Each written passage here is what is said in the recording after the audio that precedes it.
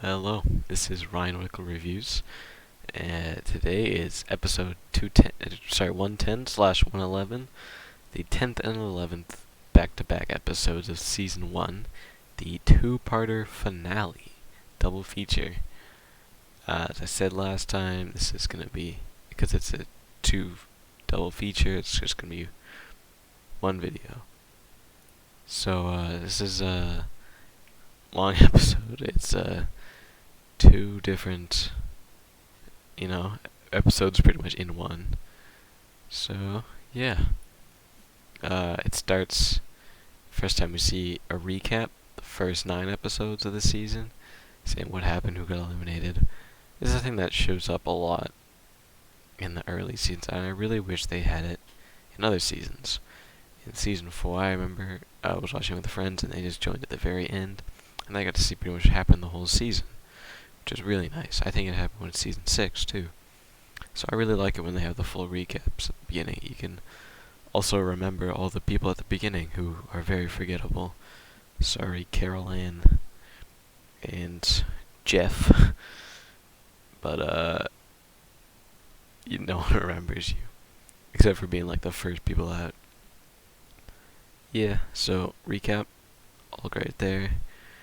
And then Ramsey calls them and says for the final thing, that 56 hours transform to their own restaurant, dream restaurant, great menus, run the kitchen, put them head to head.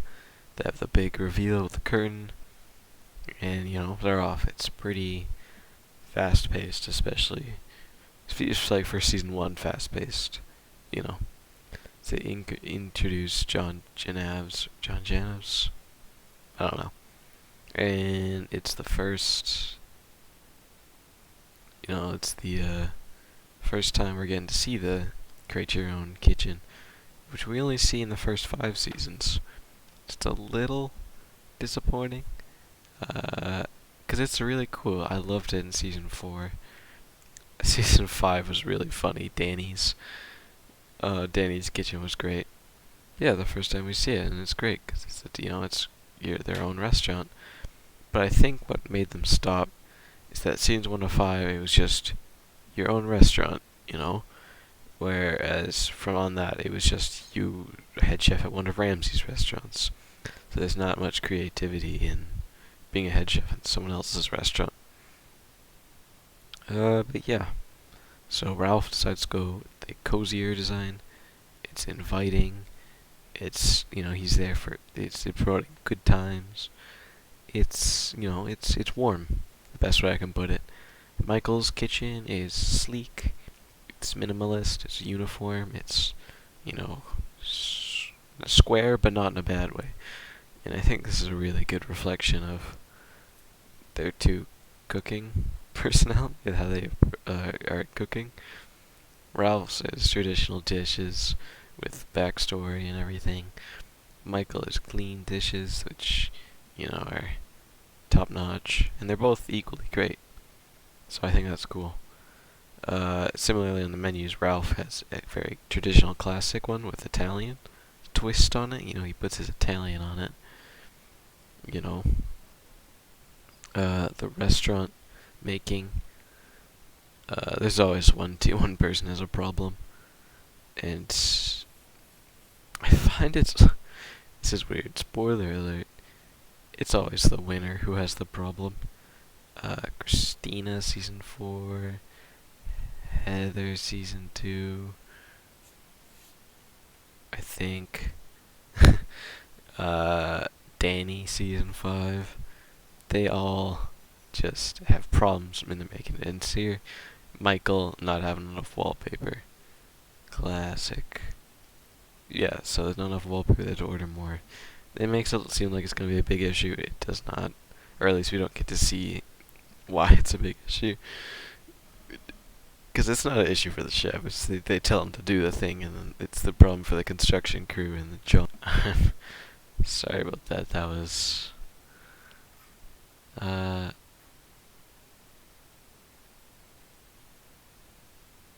was a call I got. I actually turned on the recording at one point.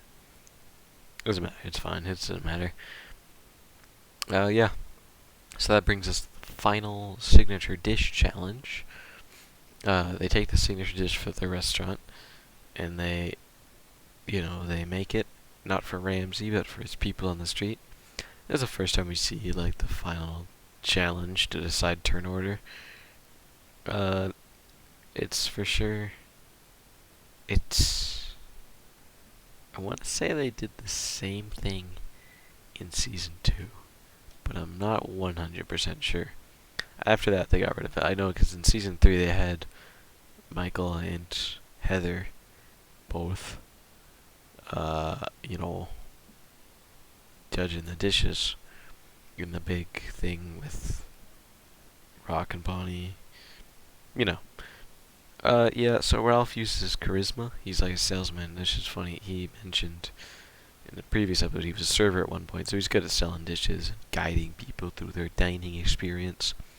But flat out, Michael's dish was just better. He wins 12-6. I've been very interested in this stat. Is there a connection between winning part 1 and winning the finale, win the season? Do people who win the first part go on to win the season more often than not? I don't know. We'll have to. I'll talk about that more later, once we have more information on what happens. No, even though I already said who wins. So interestingly enough, we got a practice service, like a dress rehearsal kind, which we haven't seen ever before. This practice pass thing is usually seen as the final black jacket service. There is a great Michael quote here. this is Michael, he hadn't said anything to any of his team. Then all of a sudden he just put his head down and he turned around to them and said, "You guys cook like old people fuck." and I thought, my God, that came out of the blue. I wouldn't expect something like that to come out of his mouth. Yes. That's a golden quote. That's probably one of the best moments in season 1. That's just great overall. Yeah, practice service. On the other hand, Ralph's thing, he gets sabotaged by Michael. This thing of throwing up a bad thing on purpose to test the quality control just becomes a staple. Michael changes the game forever. He's revolutionary. He's a survivor of the Game Changers. He revolutionized the Final Four or whatever.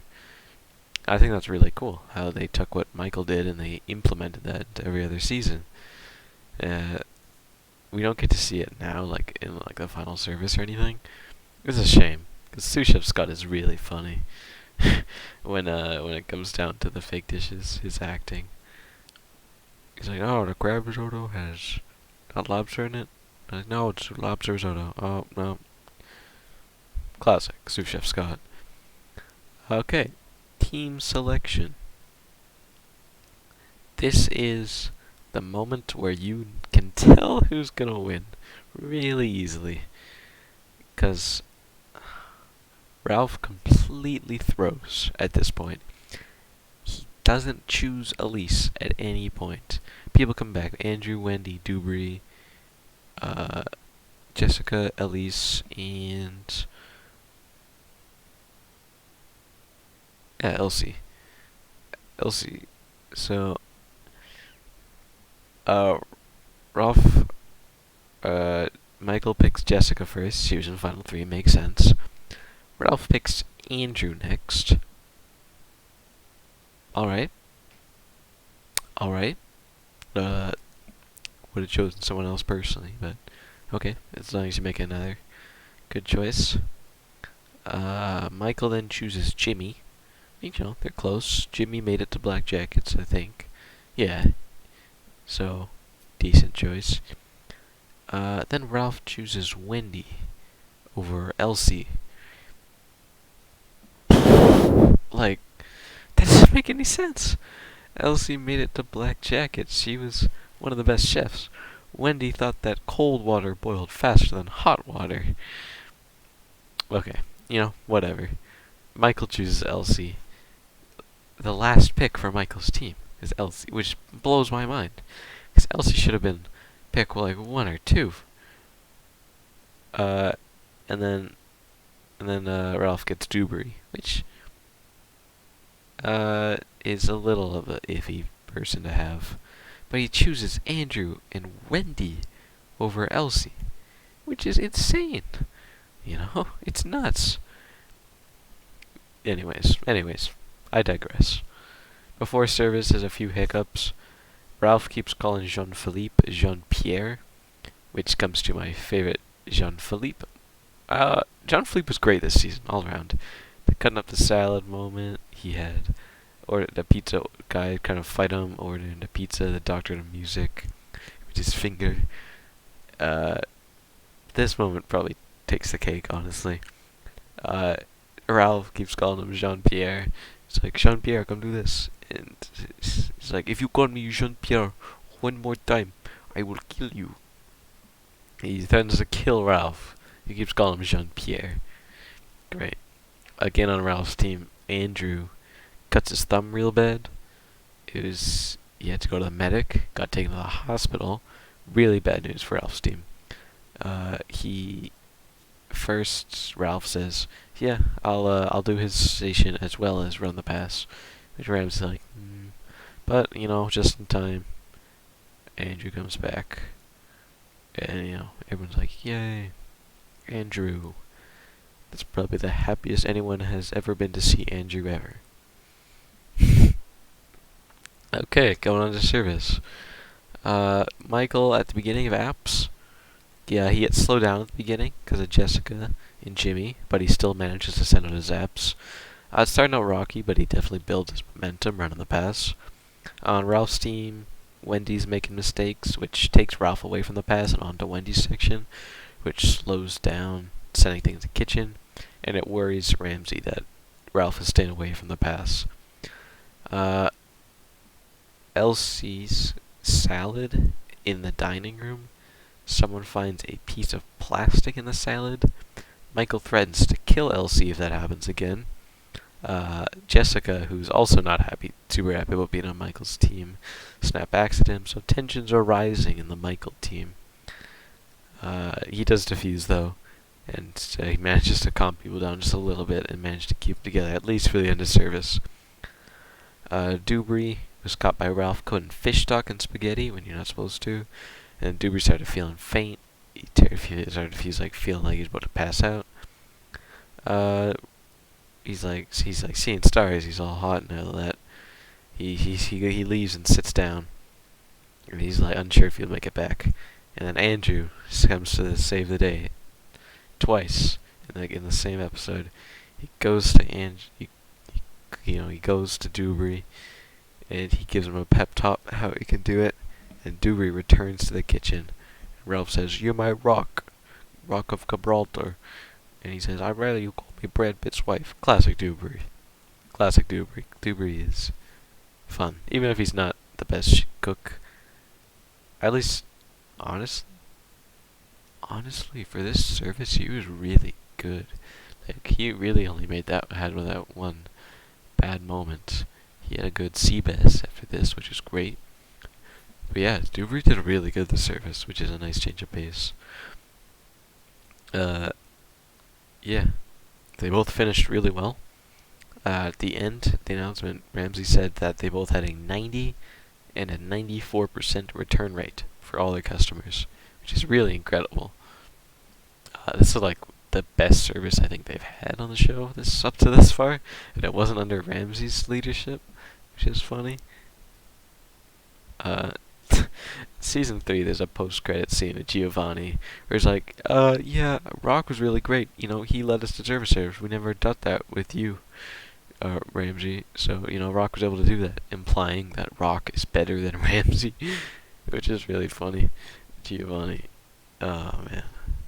But I digress. It's post-mortem. It's making the decision. Is it the first time we see the doors the iconic doors using to announce the winner. Yeah, they come up, put their hand on the door, boom. Michael wins, which I think I mentioned earlier. Yeah, Michael wins. I think he's 100% deserving of it. He improved a lot over the past. Ralph was seen to be showing a lot of worries to Ramsey, and Michael was able to rally his team back after some rough moments. Coming back to the thing from the beginning with the first pick, although Michael did get the first pick, it's more reliant on Ralph was the larger problem in his kitchen. Not only did he choose not the best brigade, which honestly, even that really surprised me, because everyone on his brigade did well. The only mistake was Wendy's slowing down and Dubri's fish stock thing, which was really surprising considering how kind of weak of a brigade he had. But yeah, Ralph was kind of all over the place instead of rock solid on the pass, driving his team. He was a little slow at some points. So I don't think the first pick was the deciding matter.